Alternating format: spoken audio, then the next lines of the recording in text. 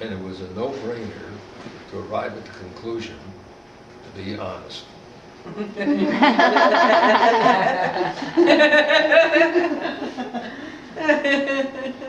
That ain't no joke, Yeah, I know. especially in that business. Yeah.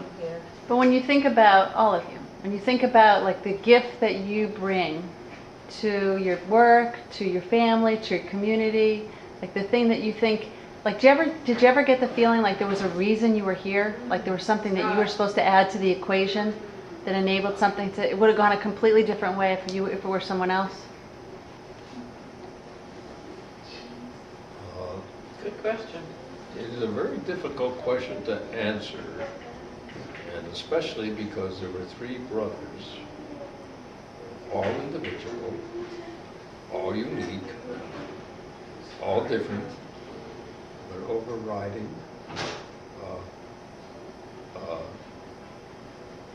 were very much in common. Their goals. Goals, aspirations, both in business, individual life, family life, and community life. Their values. Right. Their values were always very strong and very, And the same. yeah, and very much part of who they were. Right. And are. And are, and still are. Mm. Did you learn those values from your father? You have to, I know we didn't learn them from my mother. And so therefore, by definition, you have to say from your father. However, the only thing that particularly reminds me from my father, with his advice in business, is keep the wives out of it. Why do you say that? That's wise. That was his As a underlying wife. That was his philosophy. philosophy. And Which, by the way, might be why, when you asked me the question, what was your contribution? And I quickly answered you, ask our wives, would almost be a carrying out forward of that philosophy.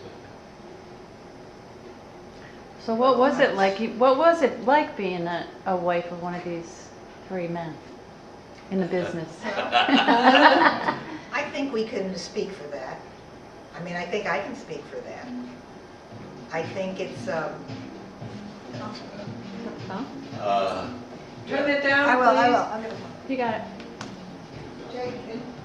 I think being the wife of, let's say, one of the major owners of the business, it's a very big job that he carries. And therefore, he needs to have a companion who would understand sometimes things aren't so good business-wise, and how do you keep things going afloat without collapsing? And if you have a companion that understands it, then I think that there's nothing to worry about in that case. Mom, do you have anything you'd like to add? Well, Was it boring? never boring. I'm sorry. Never You boring. can cut that out. Like, give us like one or two stories, maybe that Well, it of was- the not so boring It times. was never boring No. because they were really not only integral to each other in the business, but they were very much involved in the community in which we lived, and they all seemed to have a different expertise for the community. They took from it and they gave to it very differently. But when they did come together in any one, which was most usually it was the United Jewish Appeal and the Lackawanna United Fund. In those areas, the three of them were very, very unified in that it was their obligation to contribute and participate in both the Jewish community and the non-Jewish community. And in that, we really, even the wives, we did get involved in that. But a couple of things with the business, Number one, all the wives got to get free toilet paper and house supplies because they would order extra for the business, and we had the benefit of the free toilet paper. I liked that a lot. Huh? I didn't, I like that a lot. It may have been, but it's it okay. may have been reduced at a later time, Did but you get that in Did you hear what Nancy's she site? said? What did you get? Oh, the free toilet I knew it was paper gonna and be the house toilet paper. supplies. Never took those supplies from our company. We used to get them, and I counted on them a lot. Don't forget, you came very much later in the... Absolutely, I'm Okay. saying. I mean, I came into it when Joan and Fran Alperin were sharing a car because there wasn't financial resources for them to have their own cars. Oh, really? So it was very important at that time that they conserve their money to make the business grow. So the two of them were well into the business before I came. And matter of fact, Fran and Effie had been married and had children, and Joan and Myer had been married for 10 years. So, you know, I really came in, and I was much younger than Mitchell. But a couple of things about the business, I got to go to Atlanta, Georgia every year for the Bobbin trade show, which I loved. And that was very exciting. And then we used to have, in the summertime, we had clam bakes and gatherings for the employees. I loved that. I loved going, Your mother would have been very good in like employee. being with everybody.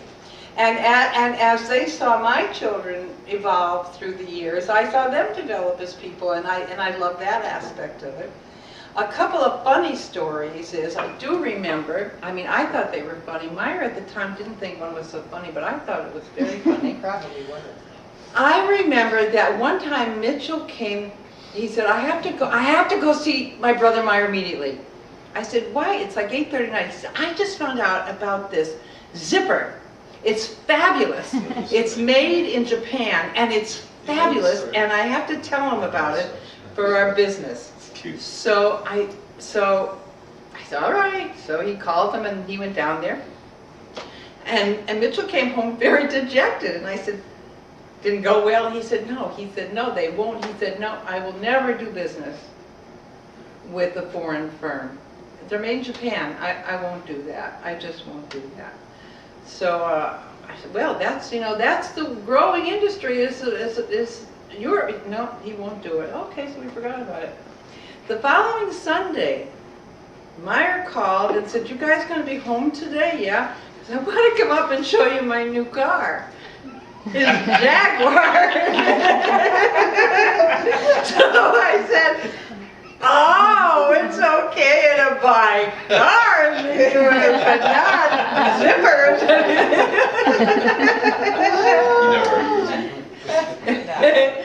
One was for the business and one was personal. That's right, I guess they had two different... By explanation, by explanation. It was probably a used car. anyway. One, No, it we wasn't.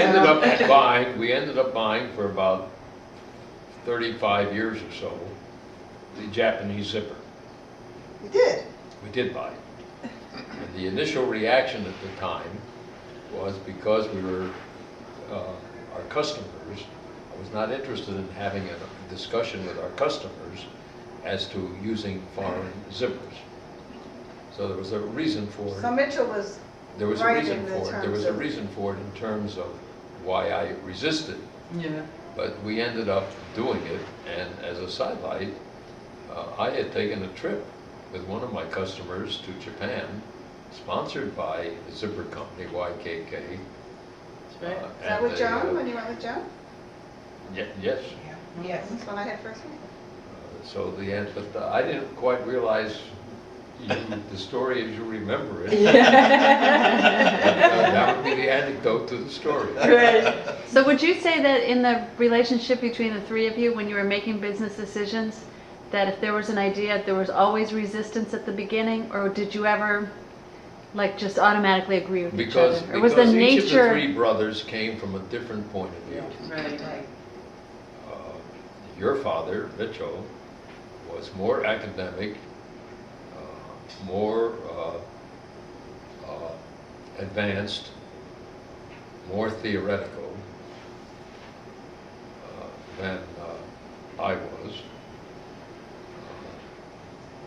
the other hand, I was more oriented towards my customers, our customers.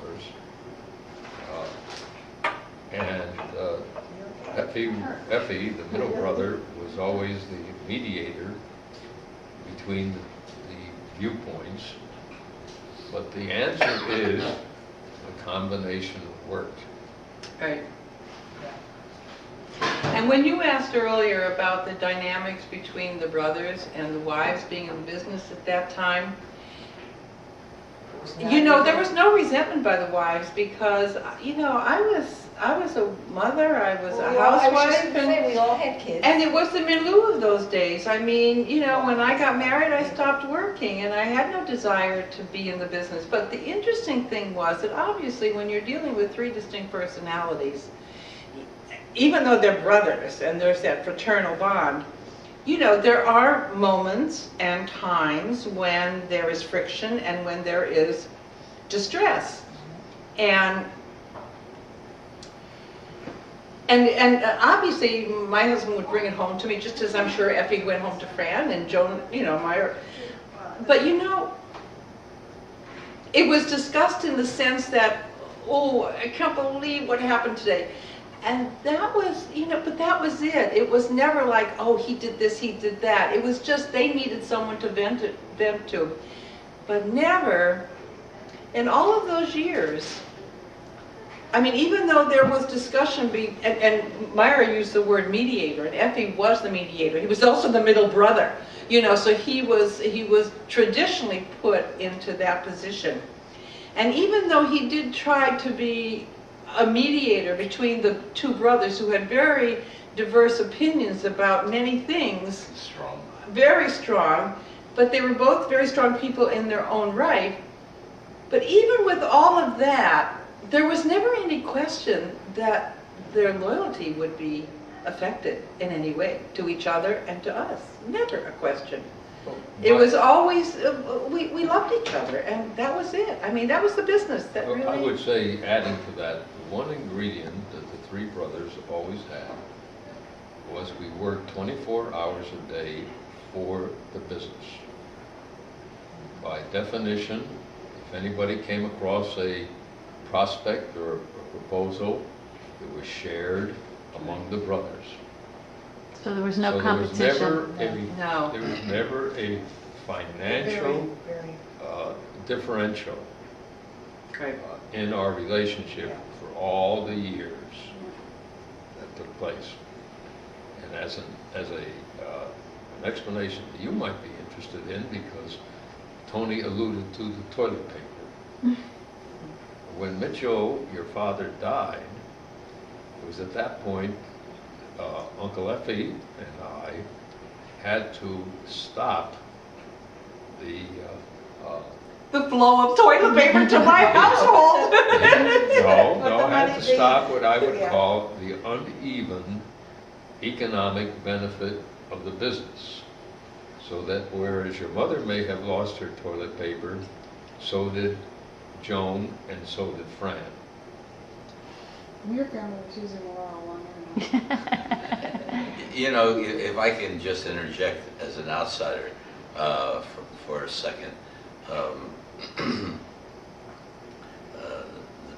the comment that Myer just made about the three brothers, while they had their differences amongst the three of them, as far as dealing with their the people in the business and in the community, etc., is concerned, they had a united front.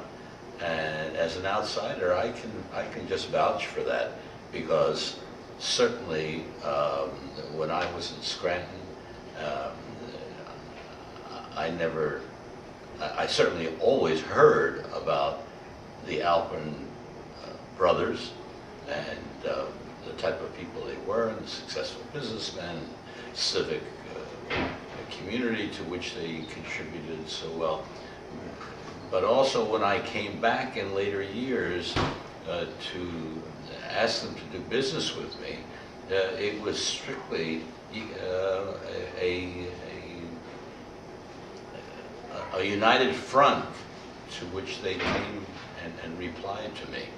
And while they may have been arguing amongst themselves for various things, as far as dealing with, in my case, my business, it was strictly one person, maybe 3 people, but it was as one. I think that was very a valid point that Myer made. When I used to go to the bobbin shows in Atlanta, Georgia, it was not only because it was fun, because, you know, they always have a lot of side things that go along with it, but it was very evident to me as an Alperin. I knew my family. I mean, I knew my business family. It was very much pointed out to me that people looked up to the Alperins in this little town called Scranton, Pennsylvania. They looked up to them because they were not only imaginative, but honest, imaginative, and you know, you remember how many years ago this was? This was just the beginning of computers and the beginning of assembly lines and the beginning of an industry that today is very different than when it started out. And they were at the forefront of technology. They were not afraid to investigate and to employ those methods in their businesses. Other people were afraid of them. They weren't. And they were really ahead of the industry. And they were looked up to, and I was very proud to be an Alperin. Me too. And you too. and when Shirley's life changed and didn't expect that it would, Right. I remember you coming to me and saying, I can't wait to be an Alperin, and I was so happy and so excited for you, because you knew what that meant to be an I Alperin. knew what it meant. So I have a question for Myer.